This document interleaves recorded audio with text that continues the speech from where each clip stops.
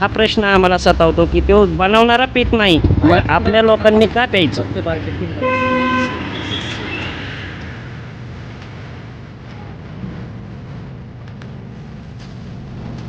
2 minute थांबताय का? अरे भैया रुकते हो, पी लो, रुक रहे हो, भाग के नहीं जाएंगे, पी लो।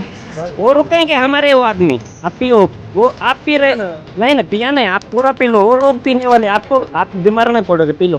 बीमार कौन? नहीं नहीं नहीं, पी लो, मत रखो, ले लो ले लो, और ले लो, ले लो, अरे ले लो। मैं क्या नहीं हूँ, पीना ही पड़ेगा आपको। अरे आपको हमको पिला रहे आप, फिर आपको क्या है, वो 100 मिली तो है।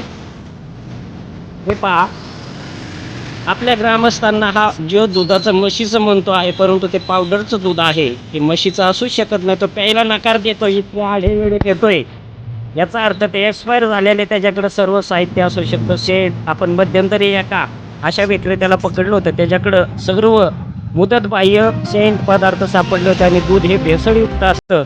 यांना म्हशीचं दूध कुठून मिळणार, अथवा पावडरचं असतं, जे शरीराला घातक असते केमिकल, त्याच्यामुळं तो प्यायला नाही म्हणतो। हे त्याला आणि मलाच माहिती आहे त्याच्यामध्ये काय काय असतं। आपण त्याला पूर्णपणे गल्लासा पाजलेला आहे। धन्यवाद भैया पिल्याबद्दल। काय किंमत आहे त्या एका गल्लाची? हो जी, गिलास की क्या कीमत है? 30 रुपये। अरे बहुत सस्ता लगा है यार, 100 मिली गल्ला 30 रुपया।